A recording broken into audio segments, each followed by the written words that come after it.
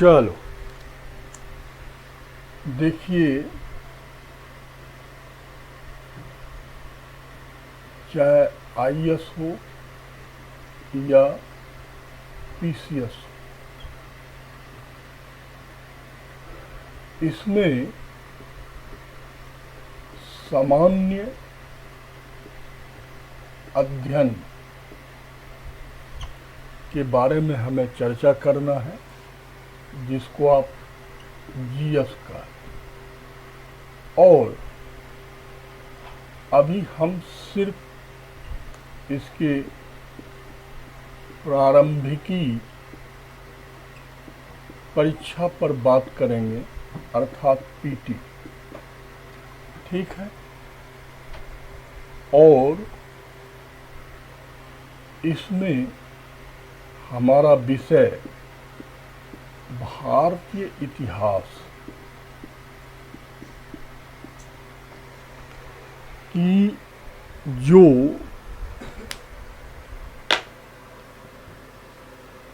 सामान्य अध्ययन का प्रारंभिकी परीक्षा है,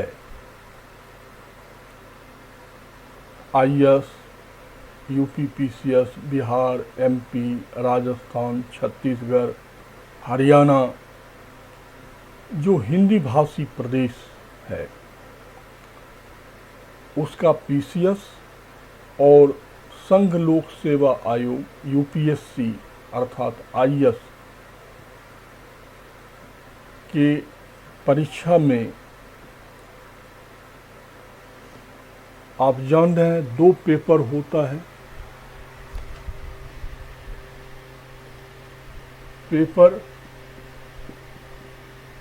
फर्स्ट जीएस का होता है और पेपर सेकंड सी सेट का होता है। तो कई स्टेट में सी सेट नहीं है, जैसे बिहार में नहीं है, लेकिन जीएस तो सब जगह है। ठीक है। नंबर ऑफ क्वेश्चंस, जैसे आईएएस में पेपर फर्स्ट में 100 क्वेश्चंस रहते हैं, 200 मार्क्स होता है। ठीक है। अदर पीसीएस में अलग अलग होता है। अब जैसे यूपी पीसीएस में अलग है, बिहार में अलग नंबर ऑफ क्वेश्चन है, एमपी में अलग है, राजस्थान में अलग है। तो अब बिहार में 150 क्वेश्चन आता है, तो भाई 150 क्वेश्चन आएगा तो उसमें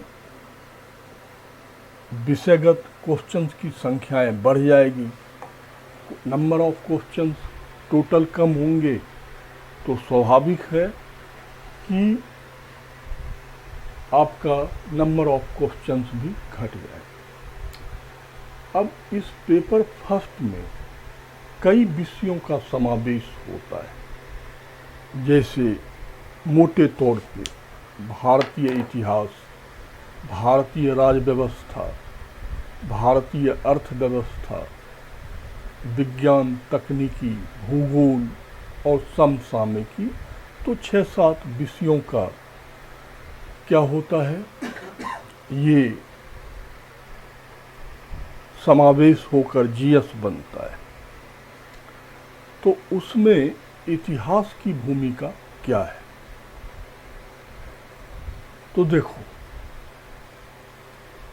इतिहास की जो भूमिका है, आप जैसे आईएएस का एग्जाम देंगे तो एक औसत 17 क्वेश्चन पर ईयर रहेगा आउट ऑफ 100। 17 औसत, 20 हो जाएगा, 22 हो जाएगा, कभी 15 भी हो जाता है, लेकिन 15 की संभावना कम होती है, 20-22 की भी संभावनाएं कम होती है। औसत एक 16, 17, 18 क्वेश्चन हर साल आता है। अब आप स्वयं समझ सकते हो कि जहां 100 क्वेश्चन ही है और जहां पर 55 से 60 क्वेश्चन में बच्चे पास कर जाते हैं, देखो, इसी को कहते हैं कि कमीशन का एग्ज़ाम देने का मतलब होता है कि आप पढ़ें, वो अलग मुद्दा है, बट आपकी रणनीति क्या होनी चाहिए। यदि आपकी रणनीति क्लियर है तो परीक्षा क्रैक होगा। पूरे सिलेबस को पढ़ने की ज़रूरत नहीं। अब 60 क्वेश्चन में पास हो जाता है, मान लो उसमें 17 क्वेश्चन हिस्ट्री का है औसत। ये एक ऐसा विषय है कि जिसे आप पढ़ोगे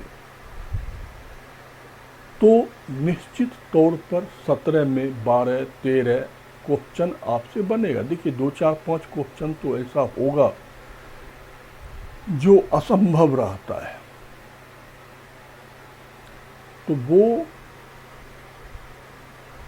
असंभव वाली चीज़ें अलग बात है, लेकिन एक 12-13 क्वेश्चन बन जाना, अरे मेरे भाई 24 से 26 नंबर क्वेश्चन बन गया, तो ये बहुत बड़ी उपलब्धि हो। और इसी प्रकार यदि आप पीसीएस, जैसे बिहार पीसीएस की बात करें, तो उसमें 150 में 30, 35, 40 तक, 30 एक एवरेज है, 35-40 क्वेश्चन हिस्ट्री का रहता है। अब बताओ, जहाँ 100 क्वेश्चन प्लस में बच्चे पास करते हैं, वहाँ 35-40 क्वेश्चन यदि इतिहास से मिल जाए तो उसमें तो 25-30 बन ही जाएगा यार। और यदि बन गया तो काम बन जाता है। तो प्री के दृष्टिकोण से आगे जब मेंस की बात करेंगे तो मेंस के दृष्टिकोण से भी इतिहास बड़ी उपयोगी विषय है हमें अपनी परीक्षा पास करने में। और इसलिए इस विषय के सहयोग के बिना परीक्षा निकालना मुश्किल काम है। तो पहला चीज आपने देखा कि इस सामान्य अध्ययन के में इतिहास की भूमिका क्या है, खासकर प्रारंभिक परीक्षा में। तो प्रारंभिक परीक्षा में इसकी भूमिका को आपने देखा कि अहम भूमिका है और परिश्रम भी कम है। परिश्रम इसलिए कम है कि ये कोई घुमावदार विषय नहीं है। पढ़ोगे तो नंबर आएगा। पढ़ना तो क्या, इकोनॉमिक्स नहीं पढ़ना पड़ेगा, साइंस टेक नहीं पढ़ना पड़ेगा, लेकिन पढ़ने के बाद भी समस्या रहेगी, और यहाँ पढ़ोगे तो बनेगा। ठीक है। अब इसके लिए बुनियादी कौन से चीज़ों, पुस्तक का अध्ययन करना चाहिए, ये दूसरा महत्वपूर्ण मसला है। तो देखो, प्राचीन भारत,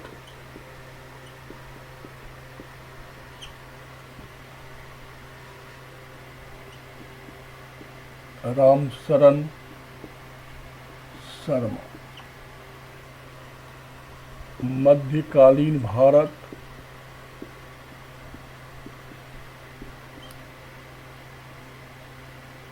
सतीश चंद्रा,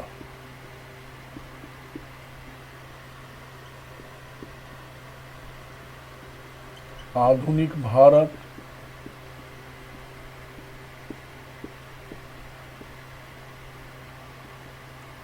बिपिन चंद्रा। देखिए, ये तीनों ओल्ड एनसीईआरटी था। ठीक है। अब ये एनसीईआरटी में नहीं चलता है, लेकिन आप अब ये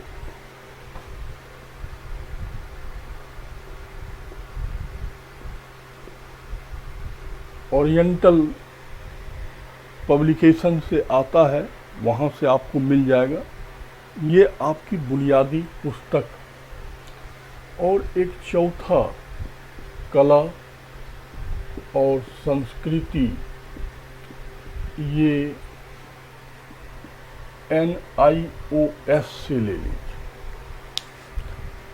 national institute of open school. तो ये 4 बुक बुनियादी तौर पे आपको रखना पड़ेगा, इससे ज़्यादा की ज़रूरत नहीं है। बाकी हम हैं आपके लिए प्रयास कर रहे हैं कि इस बुक के अतिरिक्त भी जो चीज़ें चाहिए वो हम उपलब्ध करवाएंगे आपको। तो ये 4 बुक आप रखेंगे, ठीक है। और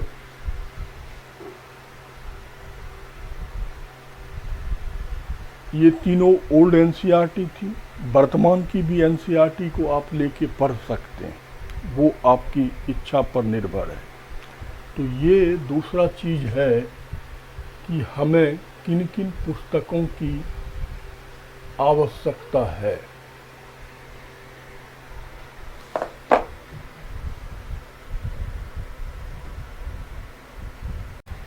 अब देखो, तीसरा चीज जो देखना चाहिए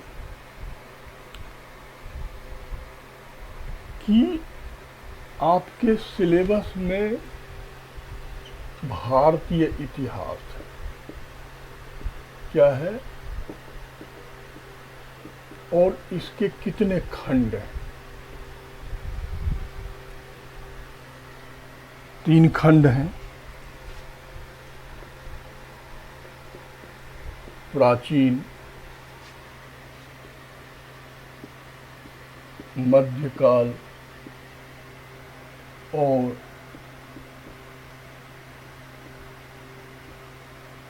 आधुनिक काल। 3 सेक्शन है। अब इसमें प्राचीन काल में एक चीज और जुड़ेगा, कला और संस्कृति, ठीक है। अब यहाँ पर आपको एक चीज देखना है। क्या देखना है कि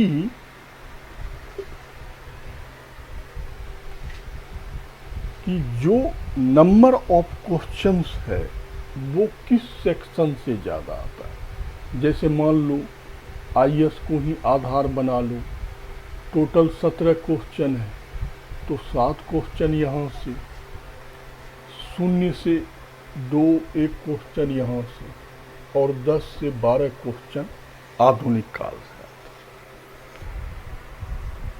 ये बहुत ज़रूरी है कि ये नहीं कि हमें सारे खंडों पर एक समान क्या करना है, परिश्रम करना है। तो वैसा करने से हमारा परिश्रम बर्बाद जाएगा। तो उसमें बेहतर ये है कि आप ये देखो, अनसॉल्व 5 साल का ले लिए, विश्लेषण किए, तो विश्लेषण करने से ये पता चलेगा कि 5, 7, 8 यहाँ से आता है, यहाँ से कम लगभग 0 ही रहता है, और सबसे ज़्यादा आधुनिक काल से आता है। तो इसका मतलब है कि हमें आधुनिक काल में सबसे ज़्यादा बल डालना है, और डालना भी चाहिए, क्योंकि वो प्री के लिए भी महत्वपूर्ण है और मेंस के लिए भी महत्वपूर्ण है, ठीक है। अब देखो, यदि आप पीसीएस लेवल पे भी बात करेंगे तो सबसे ज़्यादा क्वेश्चन आधुनिक भारत से आता है, फिर प्राचीन भारत से आता है, फिर मध्यकाल से आता है। तो अब आप स्वयं तय करोगे कि हमें सबसे ज़्यादा परिश्रम यहाँ करना है, देन यहाँ करना है, और यहाँ कम करना है। अब मान लो आपने बहुत ज़्यादा परिश्रम यहाँ कर लिया, अब परीक्षा हॉल में गए तो पता चला एक भी प्रश्न नहीं। तो मेरे भाई वही है, तीसरी सबसे महत्वपूर्ण चीज है कि किस सेक्शन से आ रहा है, उस सेक्शन को आप जबरदस्त ढंग से पकड़ लो। और यदि आप मेंस के स्तर पे इतिहास को देखेंगे तो उसमें सबसे महत्वपूर्ण जो है वो आप जान रहे हैं कि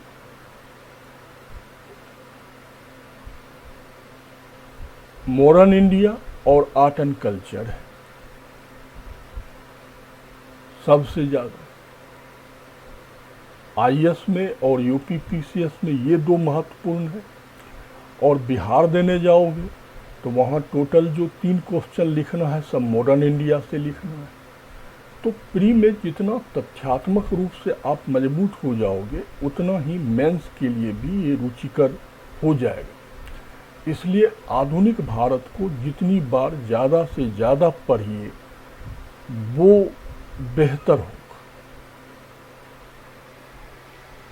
ये ध्यान में रखना है कि इसमें सबसे महत्वपूर्ण सेक्शन मॉडर्न इंडिया है, वो प्री में भी ज़्यादा पे करता है और मेंस में तो वही पे करता है।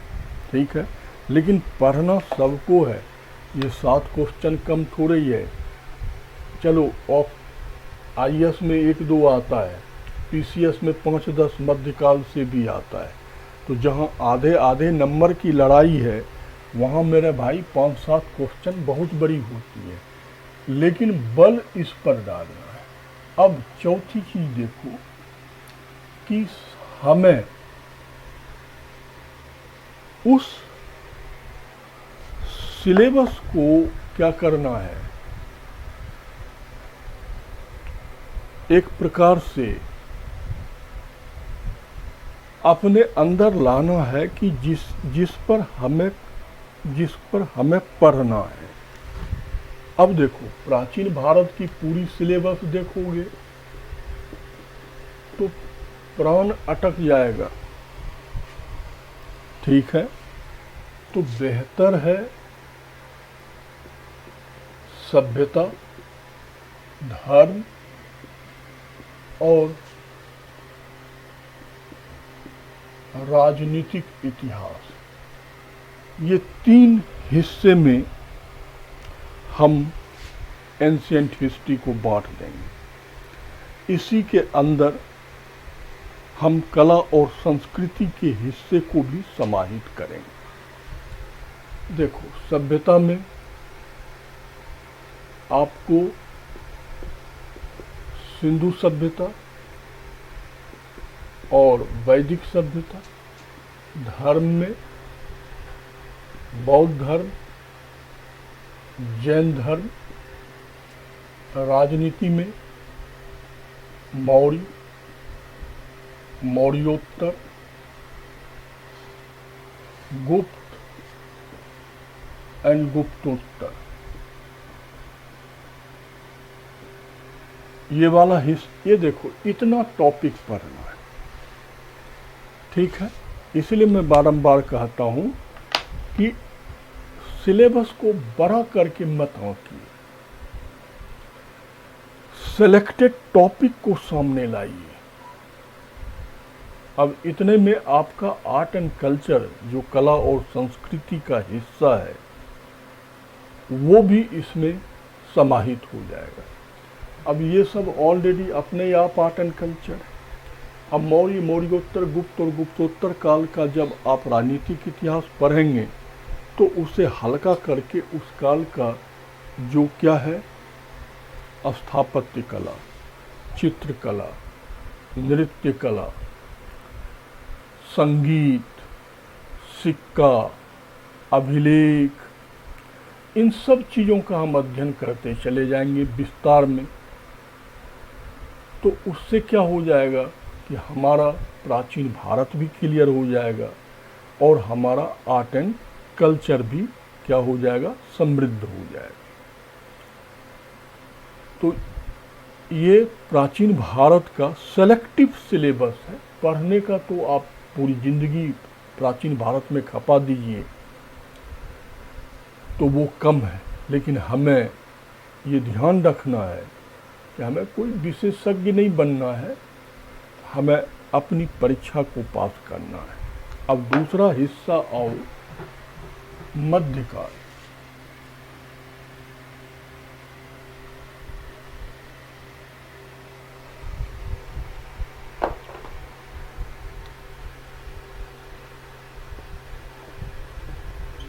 मध्यकाल देखो, इसका भी दो हिस्सा है। एक को हम कहते हैं पूर्व मध्यकाल, इसमें 750 से 1200 ईस्वी है, और एक हिस्सा कहलाता है मध्यकाल, जिसमें 1200 से 1707 औरंगजेब की मृत्यु तक का इतिहास है। ठीक है, अब यहाँ पर आपको त्रिपक्षीय संघर्ष,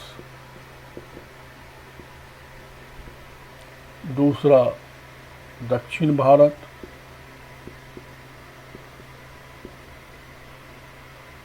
जिसमें पल्लव, चोल, चालुक्य इत्यादि। तीसरा हिस्सा है राजपूत काल, विजयनगर इत्यादि इत्यादि। और इस हिस्से में आपका है सल्तनत,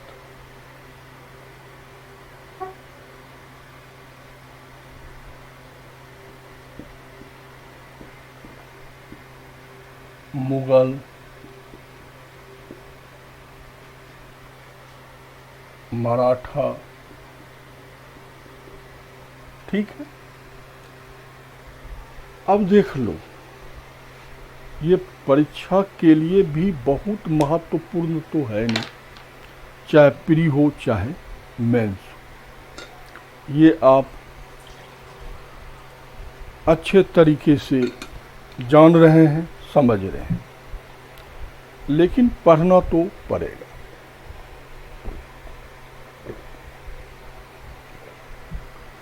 तो इसे छोटा कैसे किया जाए?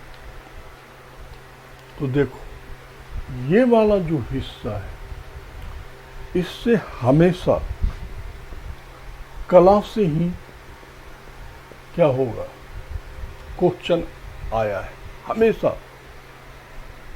तो ये हमारे लिए प्री और मेंस के लिए महत्वपूर्ण है। अब भाई, पल्लव का स्थापत्य कला, चोल स्थापत्य चित्रकला एवं मूर्ति कला, चालुक्य कला, विजयनगर का कला, राष्ट्रकूट का कालीन कला, तो इस हिस्से के राजनीतिक इतिहास से आपको कुछ लेना देना नहीं है। मारो गोली, ठीक है ना। इस हिस्से के कला और संस्कृति के हिस्से को घोंट के पी जाना है। तो प्री भी निकला, मेंस में भी ये क्वेश्चन फंसा। तो इसलिए देख रहे हो, अपने आप हम सेलेक्टिव हैं।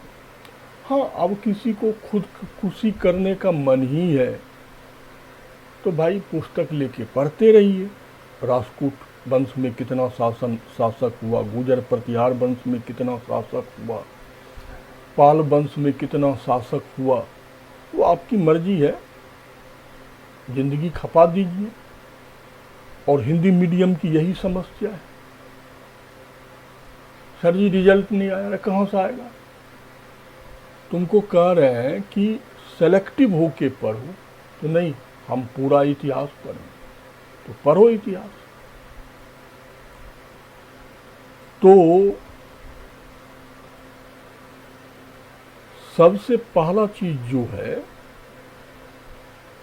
वो आपको मिडिवल हिस्ट्री में सेलेक्टिव होना है। कल्चर, अब यहाँ और यहाँ सल्तनत और मुगल, इसमें आपको थोड़ी सी राजनीतिक इतिहास, प्रशासनिक इतिहास के साथ साथ कल्चर के हिस्से को जोड़ना है।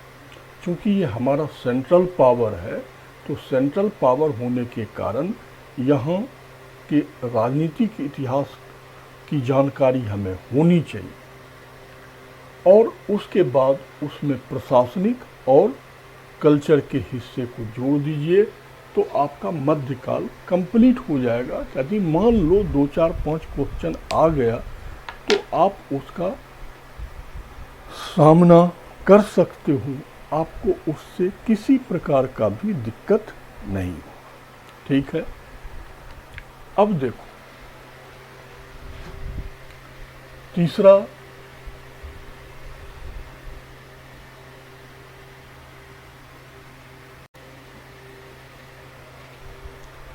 आधुनिक भारत क्या है?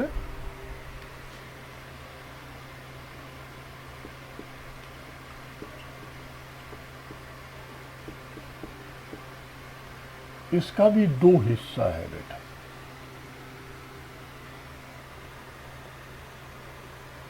एक पूर्व आधुनिक का, जिसमें हमको 1757 से 1856 तक पढ़ना है, और एक दूसरा है आधुनिक काल, या आप इसे स्वतंत्रता संग्राम भी कह लें। इट मीन्स 1857 से 1947। ठीक है, ये 2 हिस्सा है। इस 2 हिस्से को आप यूँ कह सकते हो कि इसमें हमको ये पढ़ना है कि अंग्रेजों ने हमारे ऊपर कब्जा कैसे कर लिया, और इसमें ये पढ़ना है कि हमने अंग्रेजों को भारत से बाहर कैसे कर। सामान्य भाषा में कि एक हिस्सा है कि अंग्रेजों ने हम पर कब्जा कैसे कर, और दूसरा हिस्सा है कि हमने अंग्रेजों को कैसे भारत से बाहर कर। ठीक है, अब इसमें आपको क्या पढ़ना है? सबसे पहले बंगाल, फिर पेशवा, मैसूर और पंजाब, कि कैसे अंग्रेज हमको क्या करते गया, जीतते गया। अब यहाँ पर आपको क्या पढ़ना है? तो भैया सामाजिक, धार्मिक सुधार आंदोलन, और उसके बाद 1857 का विद्रोह, उसके बाद कांग्रेस, उसके बाद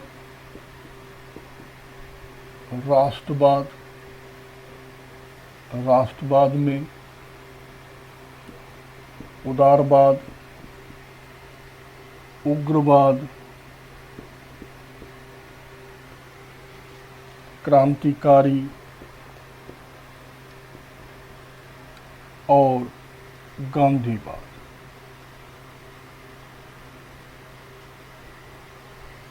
ये सिलेबस है मॉडर्न इंडिया का कि भाई इधर अंग्रेजों ने हम पे कैसे कब्जा किया और इधर हमने उसको कैसे भारत से बाहर किया। अब देखो ध्यान देना, क्या ध्यान देना है कि मान लो 12 क्वेश्चन आया किससे, मॉडर्न इंडिया से, तो इस हिस्से से 2 ही रहेगा, 10 क्वेश्चन इस हिस्से से। देखो यही है तैयारी करने का क्या तरीका कि मान लो अपने पास अब समय नहीं है, दबाव बहुत ज़्यादा है, आप हमसे पूछते हो सर क्या करें, तो हम आपको कहते हैं एक काम कर, 1857 से 1947 को ज़्यादा से ज़्यादा पढ़ डालो। क्यों? क्योंकि मॉडर्न इंडिया में मैक्सिमम क्वेश्चन यहीं से है।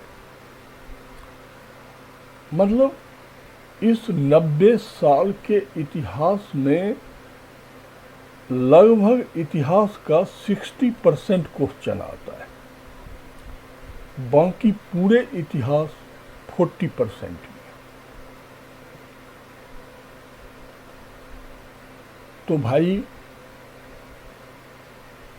तो 5वीं सीख यही है, 5वीं नियम कि सबसे ज़्यादा मजबूती आप किसको दोगे? मॉडर्न इंडिया को दोगे, जो बहुत ज़्यादा आवश्यक है। और मॉडर्न इंडिया में भी किसको दोगे? तो सबसे पहले 1857 से 1947 पर बहुत बल डालोगे। ये चीज़ जो आज सिखा रहे हैं ये रोज रोज नहीं सिखाएंगे, लेकिन आपके पूरे भविष्य का निर्धारण यही करेगा जो आज तुम सीख रहे हो। तो ये बड़े अच्छे से आपको अपने को आत्मसात करना है। ठीक है, अब आप उन सारे चीज़ों से परिचित हो गए कि भाई इतिहास की भूमिका क्या है सामान्य अध्ययन में, कमीशन की परीक्षा में। दूसरा चीज़ कि इसमें बुनियादी तौर पे किस पुस्तक का अध्ययन करना चाहिए। तीसरा चीज़ आपने सीखा कि भारतीय इतिहास करके सिलेबस है, उसका 3 सेक्शन है, प्राचीन, मध्यकालीन और आधुनिक। क्वेश्चंस के आधार पर इसमें महत्वपूर्ण कौन है। चौथा चीज आपने अपने सिलेबस को अकॉर्डिंग टू क्वेश्चन बनाया कि हमारे जो प्रश्न आते हैं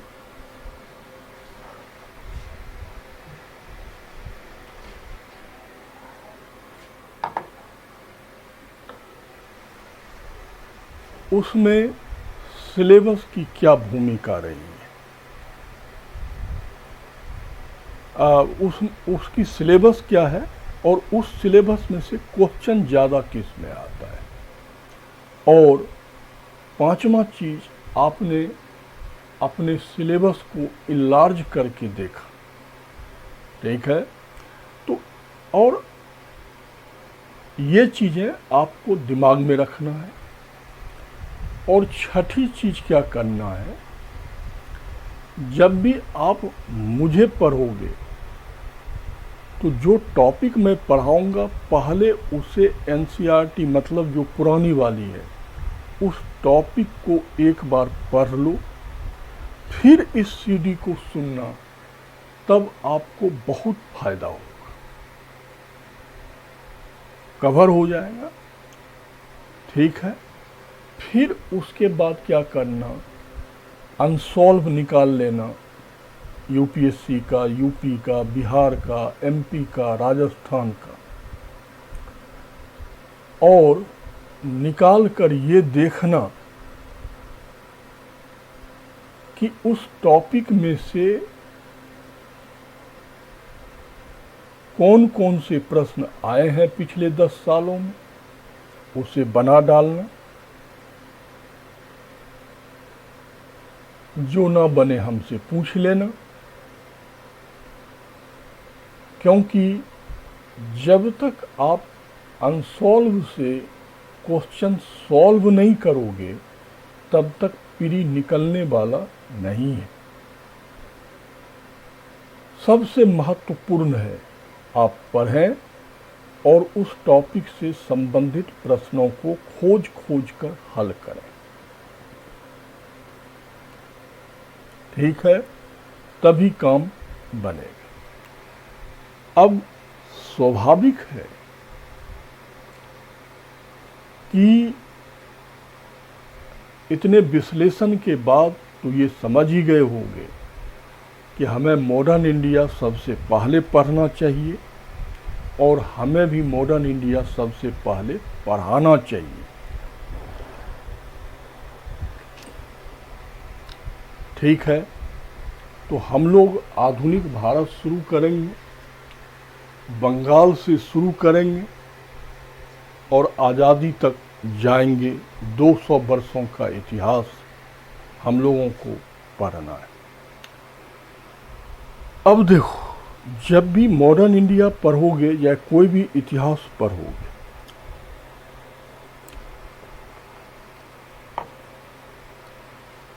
तो उसमें सबसे रुचिकर आधुनिक भारत ही है, क्योंकि एक प्रकार से इसमें अनुमान लगाने की जरूरत नहीं है और दूसरा प्रमाणिक इतिहास है और हमारी सेंटिमेंट से जुड़ा हुआ है, क्योंकि ये हमारे राष्ट्रीय भावना का, राष्ट्रीय आंदोलन का हिस्सा है। और यहाँ पर हम सब भारतीयों ने मिलकर अंग्रेजों का विरोध किया है।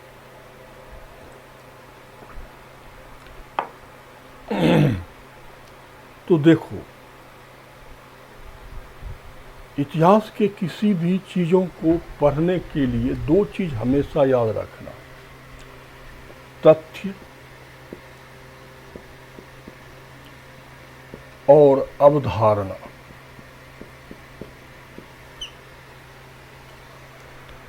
कोई भी जब घटना होती है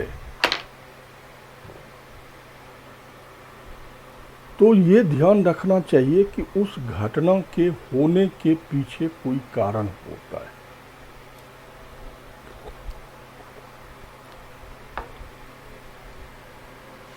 और यदि हम उस कारण को समझ नहीं पाते हैं तो हमारा ज्ञान अधूरा रह जाता है। और ये जो एक अवधारणा बना दिया गया है कि इतिहास तो तथ्यों का संकलन है, बस रट लो काम बन जाएगा, तो रट लो बस काम बन जाएगा, तो फिर रट लेना।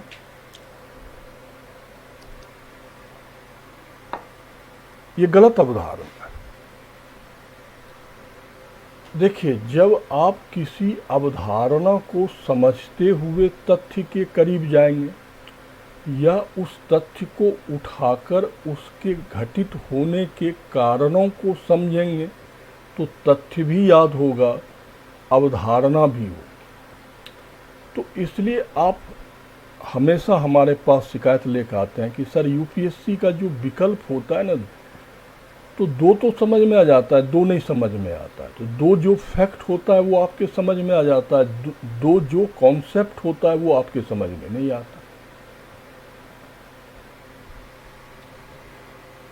तो इसलिए तथ्य और अवधारणाओं के साथ पढ़ना पड़ेगा।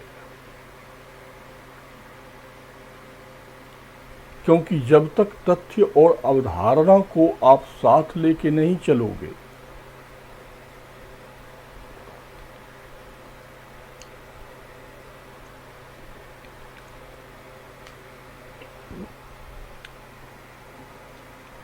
तब तक वो चीजें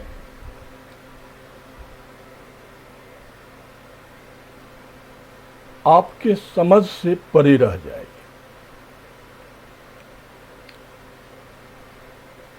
क्योंकि तथ्य में रटना नहीं है, उलझाना है। क्योंकि विकल्प तो दिया रहेगा। तो यदि वो हमारे दिमाग में उलझा रहेगा तो अपने आप आंसर निकलेगा। तो इसी जगह पीएससी और यूपीएससी में अंतर होता है। जब आप state level UP, MP, Bihar जाओगे तो वहाँ पर तथ्य ज़्यादा हो, और जब आईएएस में आओगे तो तथ्य कम हो जाएगा, अवधारणा ज़्यादा हो। एक छात्र के रूप में आपको यूपीएससी भी और स्टेट सिविल सर्विसेज दोनों को क्रैक करना है, तो आपको तथ्य और अवधारणा को साथ लेकर चलना पड़ेगा। प्री के संदर्भ इस प्रकार के पढ़ने की शैली को हम लोग विकसित करेंगे। अब स्वाभाविक है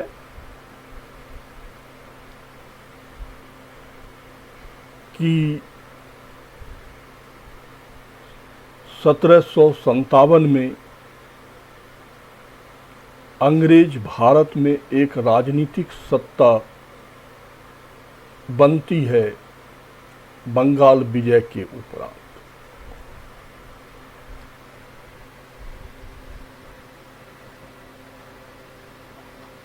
तो अब देखो, एक कॉन्सेप्ट है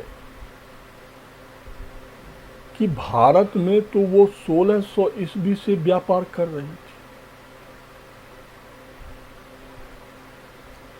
लेकिन 150 वर्ष के बाद उसे राजनीतिक सत्ता के रूप में स्थापित क्यों होना पड़ा? ये एक क्या है, अवधारणा हुआ। और आप और हम क्या करते हैं, बस उठाओ रे पढ़ो प्लासी का युद्ध। तो वास्तव में प्लासी के युद्ध की जरूरत क्यों? तो देखो, कॉन्सेप्ट में क्या है कि वाणिज्यिक उपनिवेशवाद थी, अर्थात ब्रिटिश सरकार ने अंग्रेजों से स्पष्ट कह दिया कि मैं भारत में व्यापार करने के लिए आपको किसी भी प्रकार का बुलियन, मतलब सोने चांदी धातु माने सिक्का नहीं देंगे। आपको व्यापार करना है तो आप अपना पूंजी वहीं से निकालिए। अब ब्रिटिश ईस्ट इंडिया कंपनी को भारत में व्यापार करने के लिए पूंजी निकालना है तो उसे भारत की राजनीतिक सत्ता अर्थात भारत के संसाधनों पर नियंत्रण करना होगा। और इसलिए उन्होंने बंगाल विजय किया। ठीक है, अब आगे हम लोग देखेंगे कि कैसे पढ़ना है और पढ़ने का तरीका क्या होगा। इस पर हम कल चर्चा करेंगे।